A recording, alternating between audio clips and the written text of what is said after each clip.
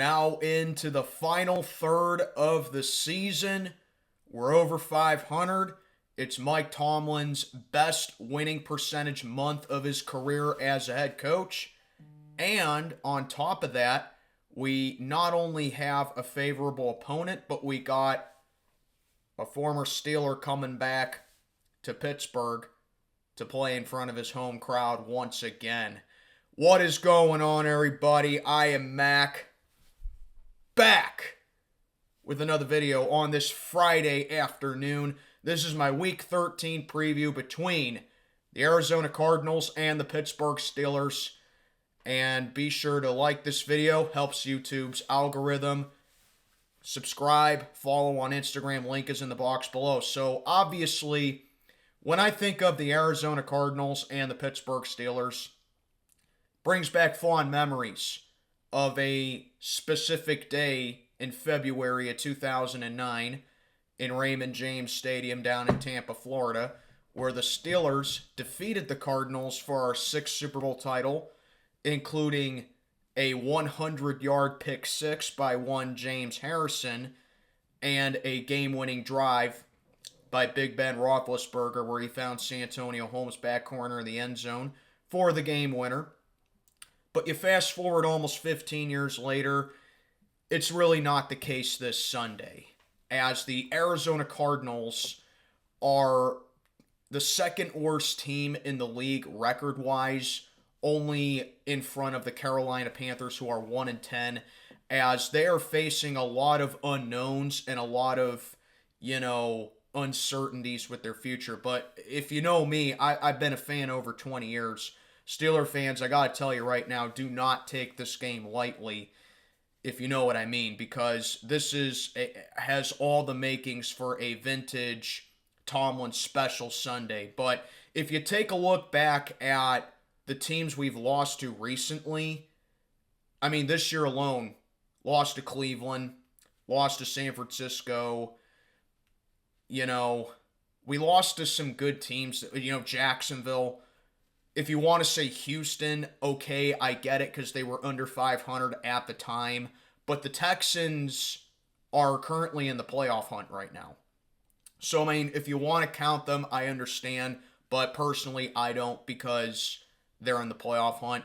We really have not lost to a truly awful team in quite a while, in my opinion. But don't let that fool you, because Tomlin still has a good track record, and despite the Cardinals' record, they do play hard. I mean, they're rolling with John Gannon as their head coach, and they really don't know what the future has in store for them. I mean, Arizona this year has faced a lot of trouble when it comes to their QB situation. Obviously, former Steeler Josh Dobbs, who was not the Steeler that I was referring to at the beginning. I'll be getting into that in a little bit. But Josh Dobbs was their starter for a good portion of the season. Now he's with the Minnesota Vikings. And it seemed like he was going to be a fill-in guy for them until Kyler Murray came back. And then they had Clayton Tune for that one game. I believe it was against the Cleveland Browns, where the Browns shut him out 27-0. But then Kyler Murray comes back. They pick up a W against Atlanta in his first game back, but Arizona has not won since, as, it just kind of seems like Kyler was giving them a little bit of false hope. But you take a look at Arizona in general, they do run a third-generation West Coast offense. They don't really have the talent for it, which is why, the offense has been faltering this year outside of a couple of games. But you plug Kyler Murray into the equation, he has played well since coming back from his ACL injury. He's a pretty good dynamic playmaker. Outside of the box, he can get things going, so that's something that the Steeler defense really needs to be aware of. He also has really good pocket awareness. He gets a lot of positive yards as a runner. He's got really good agility, so there are some really good things about Kyler Murray.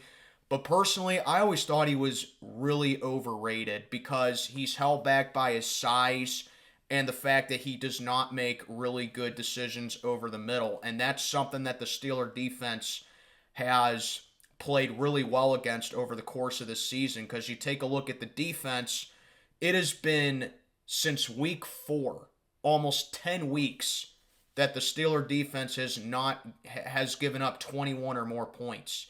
And yes, I've sang my tune about the defense all year long. They're not as good as you think.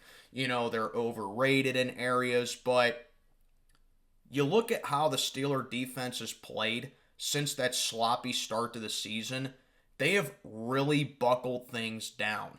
Outside of the run game, which is definitely going to cause us a problem in this game because of Kyler Murray's agility, because he can get a lot of positive yards as a runner, that's something the Steeler defense can't take for granted here. But Cam Hayward coming back in the equation and down, the inside linebackers that we've lacked this year. 2 of our 3 inside linebackers done for the season. But you get guys like Landon Roberts and Michael Walker stepping up to the reins, and they have really done wonders. We got Miles Jack back last week. I can't really say that he's been a big contributing factor based off of one game, but overall, this run defense, even when you put in some of our younger guys, which I'm going to get into, it has really stepped up to the reins. And that's what we got to take care of in this game with Kyler Murray's legs in this game, because I do think his legs can be a good X factor in this game. Arizona, when you look at them offensively, they do have a couple of deep threats and a couple of good speed options right there, mainly with former Raven Hollywood Brown. Rondale Moore's real good. Michael Wilson, I think, is a nice story this year. And Trey McBride has stepped it up this year for Arizona as well. And like I kept saying, the rush offense, their rush game has really strived. Former Steeler, James Conner. Bet you didn't know I still had a James Conner jersey. That's why I'm wearing it Sunday and in this video. James Conner, who I still am rooting for, and I still have, a warm spot in my heart for him. God bless the guy. I just hope he doesn't do well against us Sunday. He's really turned things around since going to Arizona. He's averaging 5 yards. He's averaging 5 yards per gain, and he's become a real good upfield runner. So, like I kept saying with the rush offense, the rush defense rather, that's something that we really got to be careful with in this game. But Arizona as a passing attack really has not done well. Kyler got sacked 4 times last week in LA, and the offense in general really has taken a lot of sacks for the whole season. That's just how bad Arizona's offensive line has been. And when they're going against TJ Watt, who needs no introduction at this point, I can sit down here and waste your time all I want talking about TJ, how he leads the league in sacks now with 13.5, and Alex Highsmith coming off on the other side, causing pressure. But you guys already know that. But that's Arizona's weakness as far as their offense goes, as far as their passing attack goes. You look at them defensively, they have been putrid defensively this year.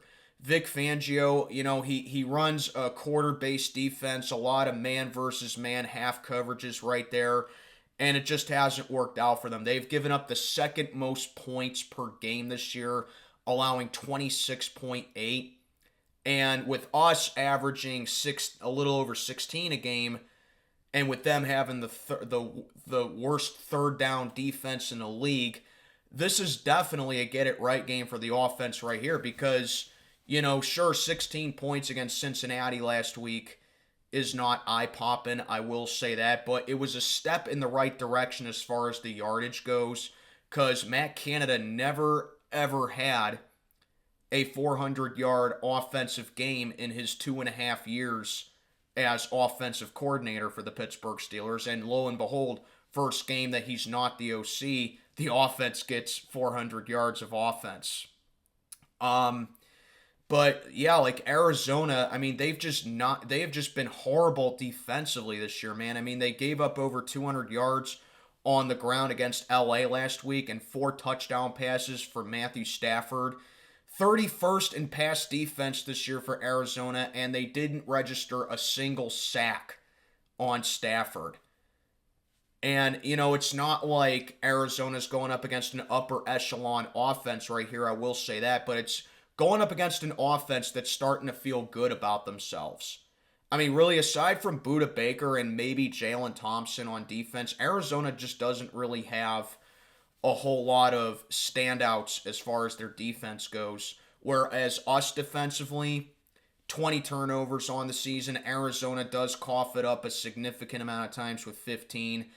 And with our seventh ranked pass defense on the season, again going back to Arizona's passing offense right there, that's a big mismatch right there, and that's just a reason why Arizona just has a massive, disadvantage in this game. And I already talked about the interior linebacking core, but I can sit down here and talk about all the other things that have happened as well for the Pittsburgh Steelers defensively. How about JPJ this year? When he's gone head to head with the targets that he's been going up against, and it's not like Tomlin's saying, oh, this is Jamar Chase, go against him. This is DeAndre Hopkins, go against him. This is Devontae Adams, go against him. JPJ knows the situation that he's in. He hasn't been perfect. I mean, I'm giving him the benefit of the doubt because he's a rookie, but he has not been perfect because of, the pass interference penalties that he's taken, the holding penalties that he's taken. But overall, I see a young kid as a cornerback who's just making play after play. And it's like, wow. This guy we traded for essentially with the Chicago Bears is living up as advertised this year, and he's able to come up with a pick, and he's able to come up with turnovers, and he's starting to clean up the tackling a little bit. So JPJ is definitely something right there. And I have a lot of confidence with him going up against not no names, but serviceable guys at best for Arizona. I'm talking about guys who would be 2 or 3 wide receivers on other teams. So there's something right there. Number 2 is Keanu Benton. And he has now essentially put himself to where he should be that down lineman guy where he's pairing up with Cam Hayward and Larry Ogunjobi, for stopping the run. And that's the thing that we need to be careful the most with this week, because say that Quan Alexander was still healthy for this game, and you pair him with Keanu Benton, Cam Hayward, and Larry Ogunjobi, now with Landon Roberts making a good impact with the interior as well, you put this entire defense together and you see what they can do with stopping the run. This defense has been nothing short of elite since early October. And they show it too, with generating turnovers, keeping opponents off the board as much as they can, not giving up more than 21 points in almost 10 weeks. And that's just the thing that's bleeding in along from the offensive coordinating change. It's just a positive momentum and a positive atmosphere altogether with the Pittsburgh Steelers. And this is where I'm going to get into my keys to victory. My first key to victory, just keep up the positive momentum altogether. Everything from the offense, it's bringing everyone together. They're free of the shackles. They have more say-so with the offense. They have more confidence in themselves. The collectiveness with the production on the offense is starting to mesh together. I'm hard on Kenny Pickett, as are a lot of other Steeler fans. But here's a fun stat about Kenny Pickett. Analytically, last week against the Bengals, his performance was a top 5 performance. I mean, sure, I would have liked to see him throw a touchdown pass, which he technically did, but Deontay Johnson has to hold on to that ball and just stop being a bitch on top of that. Which, yeah, Deontay, that's not me for, not making a play on that fumble. Well, that is you, Deontay, because you're not pulling your weight, and it's just lack of effort right there. And you dropped a touchdown pass in the back corner of the end zone too. So that's 7 points off the board right there that this offense had. If A, Deontay can catch that ball, and B, Mike Tomlin throws the red flag and challenges it. That's 7 points right there. Do better, dude. We're paying you $18 million for you to be a playmaker, and you only have one touchdown reception in that entire extension. Do better. But getting back to Kenny Pickett, a top 5 performance analytically, 278 yards, 8.4 pass, a 97.8 rating. He didn't throw a touchdown pass, but he still didn't turn it over either. But that's just the first step as far as improving this offense goes. It's like a guy trying to, I make this analogy all the time. Say you're trying to drop weight. Say you're going to the gym and you're trying to lose weight, like I was 6 years ago. Do you expect overnight results to get a six-pack and nice toned biceps and triceps and strong legs, a toned back, skinny face? Do you expect all that overnight? No. What do you start with? Working out. Then you get on a diet. Then you stay hydrated. You keep that up consistently, and then you're going to see results. You're not going to lose 45 pounds in a single week. Just like how this offense is not going to put up, 40 points one week and then, 500 yards of offense and 40 points and all that stuff in 1 week. It's a gradual process. And last week was the first step of improving this offense. You get that elusive 400-yard offensive game that we've longed for 3.5 years now.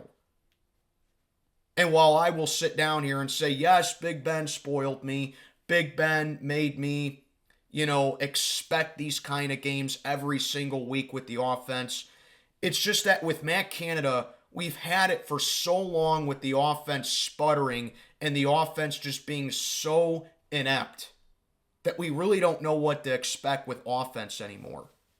But now you get Faulkner with the playbook and Sullivan calling the plays. It's like, what can this offense do? Let's see more of it. Kenny's decisions last week were improving. His accuracy was better. He was taking shots down the field. He was throwing across the middle. He was using Pat Freiermuth. He still has inconsistencies with dancing around in the pocket. And, when he gets that ounce of pressure on him, he just throws the ball away. But I'll tell you, if Kenny Pickett can keep growing and keep developing as the weeks go by with this new lease on life with the offensive coordinators, there may be a week where I can sit back and be like, I was totally wrong about Kenny Pickett. And I hope that day comes sooner rather than later. And it leads me to thinking, can he become a pocket passer, or is he just going to be a glorified game manager where it's like, if he is that QB that ends up being a game manager where his best attribute is not turning the ball over, doesn't light up the stat sheet, just fires, across the middle of the field. I mean, whatever. That's just probably his absolute peak as a QB.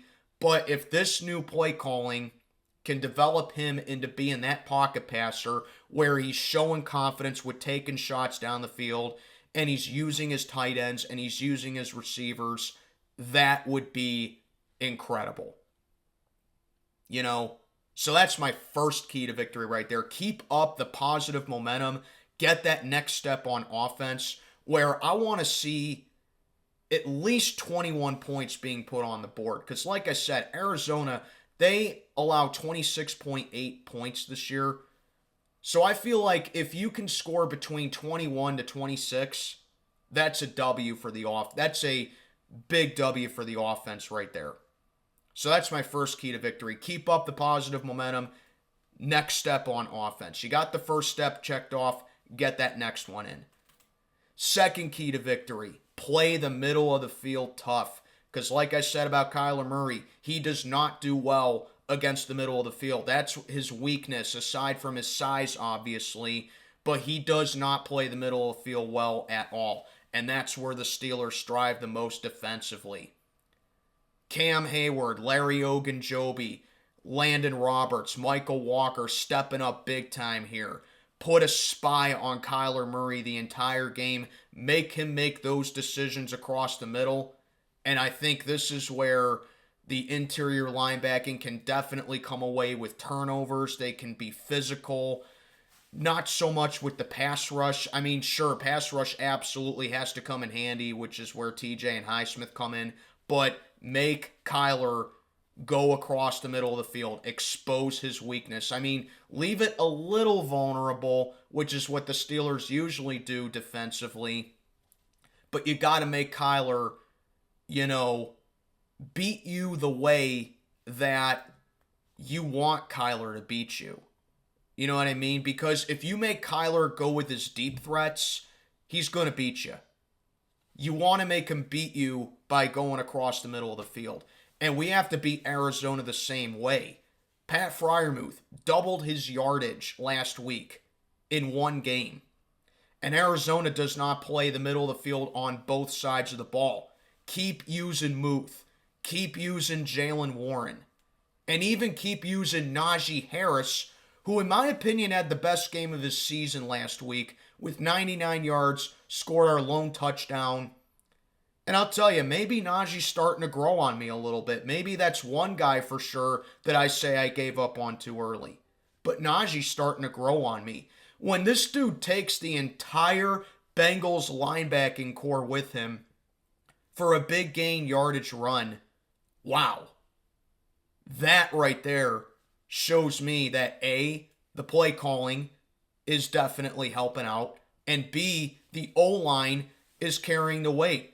Broderick Jones, since being switched to right tackle, has looked sensational, getting those holes open, limiting the pressure, giving Kenny more time. I think Broderick Jones, ever since he took that right tackle position from Chooks, which Chooks was wrongfully benched, but hey, if it means Broderick Jones plays very well at right tackle as opposed to left tackle, I'm all for it. If it ain't broke, don't fix it. Darnell Washington, blocking up on the O-line as well. So yeah, definitely Najee Harris is really starting to grow on me a little bit. I want to see more of it, man. So that's my second key to victory. Beat them on the middle of the field in both aspects on both sides of the ball. And finally, Minkah Fitzpatrick is coming back in this game more likely than not, as Tomlin said in his press conference as well. Like I said, don't make the deep threats beat you. But if you have to have that bend but don't break moment, that's where Minkah Fitzpatrick is going to come in, because he's the free safety, he's the ball hawk, he's the guy that gets the turnovers. Make Kyler Murray target Minkah. Have Minkah come back and make an impact with this passing game, because I think him along with JPJ, it's starting to become like a pick your poison when you're taking a shot down the field. In such little time, that's how much of an impact that JPJ has made. So yeah, man, it's Steelers Cardinals. I guess if you want to say it's a rematch of Super Bowl 43, be my guest, but it doesn't have that vibe to it. It's just that every time we go up against Arizona, it brings back that memory of Big Ben leading that fourth quarter drive under the 2-minute warning after Larry Fitzgerald seemingly won the Super Bowl for Arizona with that touchdown reception. And Big Ben found Santonio Holmes the entire drive, capping it off with 35 seconds left in the fourth quarter as Holmes toe-tapped it in the back right corner of the end zone. James Harrison's 100-yard pick six. Just everything about that matchup. But, yeah, man, it's Steelers-Cardinals. The fans are going to be rowdy. It's December football. And let's get ready, because 4 days later, as this team does play on my older brother's birthday on Sunday, 4 days later, they get the pleasure of playing on my birthday on Thursday night. So let's get to it, man. Do not take the Cardinals lightly. Do not take this game for granted. Go out there, get this W, and get ready for Thursday because you stay home at least for another Thursday game. Let's get it going, man. Like, comment, subscribe, follow on Instagram. Link is in the box below. What do you think we need to do to beat the Arizona Cardinals? I would love to know. And this is Mac, checking on out for the day. Have a good one, everybody. Let's go Steelers, baby!